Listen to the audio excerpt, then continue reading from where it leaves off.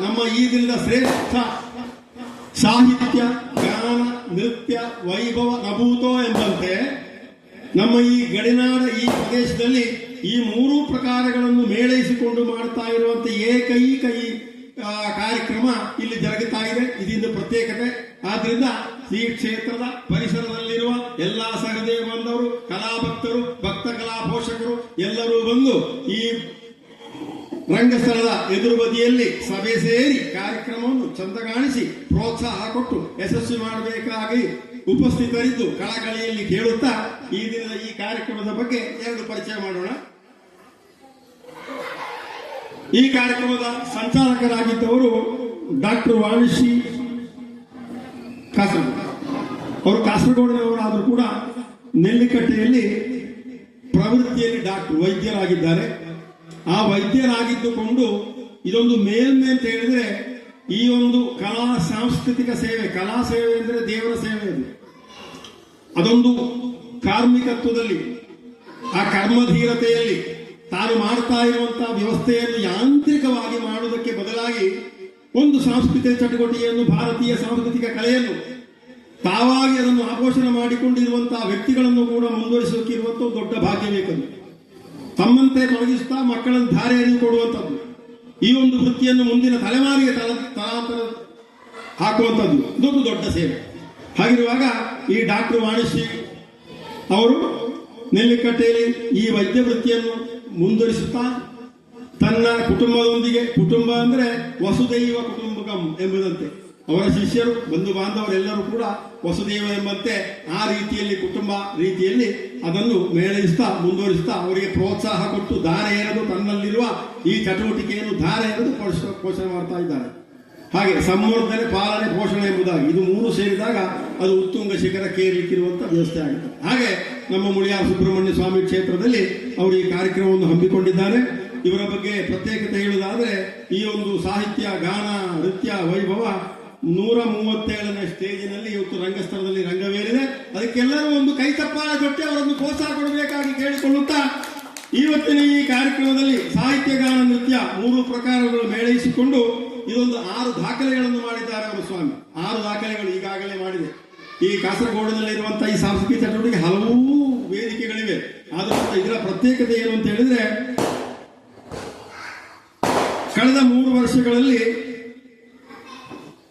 ಸಾಮಾನ್ಯವಾಗಿ ಒಂದು ಕಾರ್ಯಕ್ರಮ ಇತ್ಯಾದಿ ಮಾಡುವಾಗ ನಮಗೊಂದು ದಕ್ಷಿಣೆ ಅಂತ ಮಾಡುವಂತ ಕ್ರಮ ಉಂಟು. ಇದು ದಕ್ಷಿಣೆ ಬೇಕು ಸ್ವಾಮಿ ಅಂತ ಹೇಳಿ ಇವರು ದಕ್ಷಿಣೆಗಾಗಿ ಕೈ ಚಾಚಿದವರಲ್ಲ. ಕರ್ಮಣ್ಯವಾದಿಕ ಅಷ್ಟೇ ಎಂಬಂತೆ ಫಲಾಪೇಕ್ಷೆ ಇಲ್ಲದೆ ಕೆಲಸ ಮಾಡುವಂಥವ್ರು. ಯಾವುದೇ ಈ ಕಾರ್ಯಕ್ರಮ ಫಲಾಪೇಕ್ಷೆಗೆ ಬೇಕಾಗಿ ಅಲ್ಲ, ಅದೊಂದು ಸಮರ್ಪಣೆ. ಕಲೆಯಾಗಲಿ, ಸಂಗೀತ ಆಗಲಿ, ನೃತ್ಯ ಆಗಲಿ, ತಮ್ಮ ಮನಸ್ಸಲ್ಲಿರುವಂತಹ ಆ ಒಂದು ಕಲೆಯನ್ನು ದೇವರಿಗೋಸ್ಕರ ಸಮರ್ಪಣೆ ಮಾಡುವುದು ಅಂತ ಹೇಳಿದ್ರೆ ಅದೊಂದು ವಿಶೇಷವಾದಂತಹ ಉಪಾಸನೆ. ಅಂತ ಉಪಾಸನೆಯನ್ನು ಇಲ್ಲಿಯ ತನಕ ಅವರು ದೇವರಿಗೆ ಸಮರ್ಪಣೆ ಮಾಡುತ್ತಾ ಕಾರ್ಯಕ್ರಮವನ್ನು ಮುಂದುವರಿಸಿಕೊಂಡು ಬಂದಿದ್ದಾರೆ.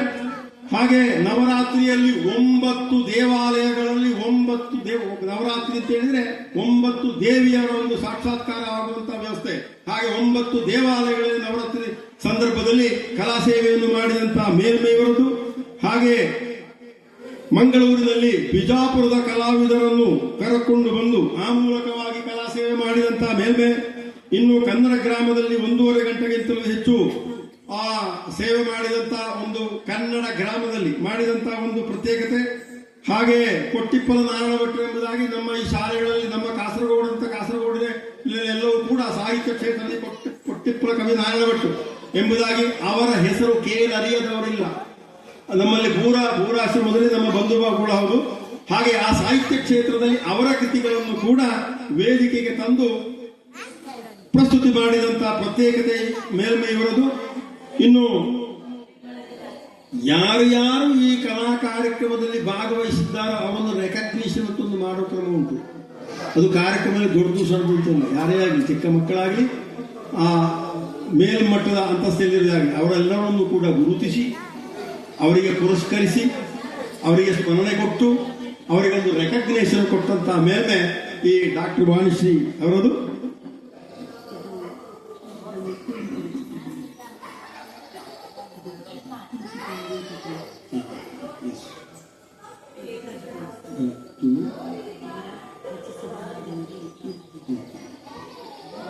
ಇನ್ನು ಒಂದು ವಿಶೇಷತೆ ಉಂಟು.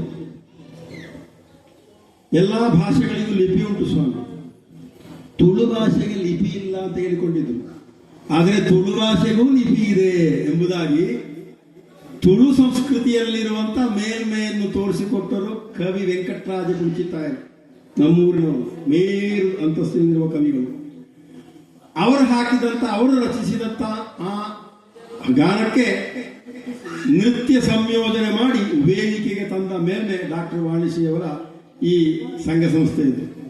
ಹಾಗೆ ಈ ದಿನ ನಮ್ಮ ಈ ಮುಳಿಯಾಡಿನಲ್ಲಿ ಅವರ ನೇತೃತ್ವದಲ್ಲಿ ಅವರ ಶಿಷ್ಯ ಬಳಗದಿಂದ ಬಹಳ ಚಂದವಾದಂತಹ ಈ ಸಾಹಿತ್ಯ, ಗಾನ, ನೃತ್ಯ ಕಾರ್ಯಕ್ರಮ ನಡೀಲಿಕ್ಕಿದೆ. ಎಲ್ಲರನ್ನೂ ಕೂಡ ಈ ವೇದಿಕೆಗೆ ಸ್ವಾಗತಿಸುತ್ತಾ ದೇವಸ್ಥಾನದ ಪರಿಸರದಲ್ಲಿರುವಂತ ಎಲ್ಲರೂ ಕೂಡ, ಎಲ್ಲ ಕಲಾ ಬಾಂಧವರು ಬಂದು ನಮ್ಮ ಈ ರಂಗಸ್ಥಳದ ಮುಂಭಾಗದಲ್ಲಿರುವಂತ ಸ್ಥಳದಲ್ಲಿ ಆಸೀನರಾಗಿ ಅವರಿಗೆ ಪ್ರೋತ್ಸಾಹ ಕೊಟ್ಟು ಕಾರ್ಯಕ್ರಮವನ್ನು ಚಂದಗಾಣಿಸಿಕೊಡಬೇಕಾಗಿ ಕೇಳಿಕೊಳ್ಳುತ್ತಾ ಈ ಡಾಕ್ಟರ್ ವಾಣಿಶ್ರೀ ಮತ್ತು ಅವರ ಬಳಗದವರಿಗೆ ಎಲ್ಲರನ್ನೂ ಕೂಡ ಅನಂತ ಸ್ವಾಗತವನ್ನು ಬಯಸುತ್ತಾ ಕಾರ್ಯಕ್ರಮವನ್ನು ಮುಂದೆ ಕೊಂಡೋಗುವುದಕ್ಕೆ ಡಾಕ್ಟರ್ ವಾಣಿಶ್ರೀ ಅವರಲ್ಲಿ ಕೇಳಿಕೊಳ್ಳುತ್ತೇವೆ.